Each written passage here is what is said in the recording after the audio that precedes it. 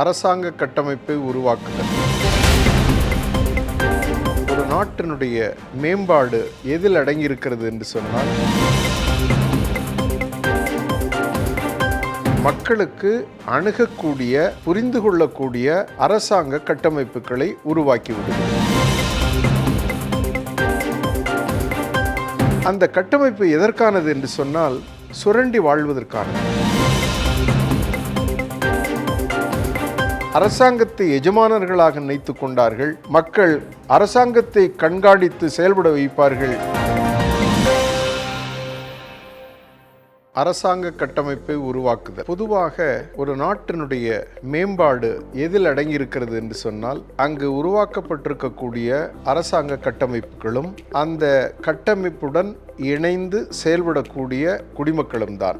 இதற்கு மிக முக்கியமானது என்னவென்று சொன்னால், மக்களுக்கு அணுகக்கூடிய, புரிந்து கொள்ளக்கூடிய அரசாங்க கட்டமைப்புகளை உருவாக்கி விடுவது. இந்திய நாட்டில் எப்படி இது உருவாக்கப்பட்டது என்பதனை நாம் சற்று அலசி பார்ப்போமேயானால் ஒரு உண்மை தெரியும். வெள்ளைக்காரர்கள் ஒரு அரசாங்க கட்டமைப்பை உருவாக்கி தந்தார்கள், நிர்வாக கட்டமைப்பை உருவாக்கி தந்தார்கள். அந்த கட்டமைப்பு எதற்கானது என்று சொன்னால், சுரண்டி வாழ்வதற்கானது.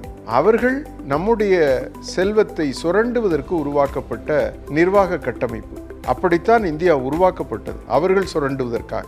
அந்த கட்டமைப்பு என்பது தொடர்கிறது. இதுதான் நான் பார்க்கக்கூடிய வினோதமானது. பல்வேறு காலகட்டங்களில் அறிஞர்கள் இது மாற்றியமைக்கப்பட வேண்டும் என்று அறிவுரை கூறிக்கொண்டே இருந்தார்கள். இப்ப இந்தியாவிற்கு சுதந்திரம் கிடைத்த பொழுது 30 கோடி மக்கள். இந்த 30 கோடி மக்களுக்கும் சேவை செய்வதற்காக உருவாக்கப்பட்டதுதான் இந்த கட்டமைப்புகள் அனைத்தும். ஒரு மக்களாட்சி நடைபெற வேண்டும், அந்த மக்களாட்சியில் சிறந்த நிர்வாகம் உருவாக்கப்பட வேண்டும், அந்த நிர்வாகத்தின் மூலமாக மக்களுக்கு சேவைகள் சென்றடைய வேண்டும் 30 கோடி மக்களுக்கு. அந்த அரசாங்கம் என்பது எல்லா பணிகளையும் செய்யக்கூடிய அளவிற்கு மக்களுடைய அனைத்து அடிப்படை வசதிகளையும் செய்து கொடுத்து, மக்களுடைய வறுமையை போக்கி, அவர்களுக்கு எல்லா வசதிகளும், மானுட வாழ்வு எப்படி சிறப்பான வாழ்வா வாழ வேண்டுமோ அப்படி வாழ்வதற்கான அனைத்து வசதிகளையும் செய்வதற்காக ஒரு பெரிய அரசாங்க கட்டமைப்பை உருவாக்கி விட்டார்கள். அதே நேரத்தில் அந்த அரசாங்க கட்டமைப்பே ஒரு நிலையில் என்னவாக மாறியது என்று சொன்னால், மக்களுக்கு சுமையாக மாறிவிட்டது.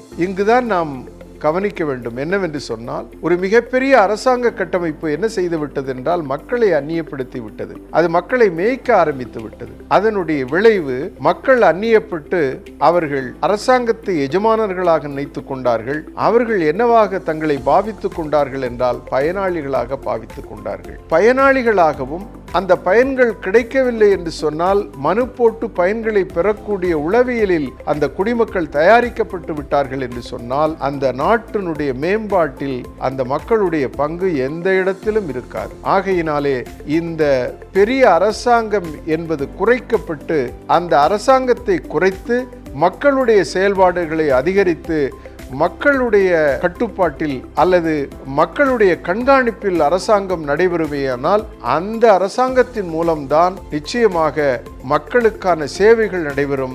மக்கள் அந்த சேவைகளை தாங்களே பெற்றுக்கொள்வார்கள். அப்படி அரசாங்கம் செயல்படக்கூடிய அளவிற்கு மக்கள் அரசாங்கத்தை கண்காணித்து செயல்பட வைப்பார்கள் என்பதுதான் இன்றைக்கு இந்த வளர்ச்சி நிர்வாகம் கூறக்கூடிய ஒரு தத்துவம்.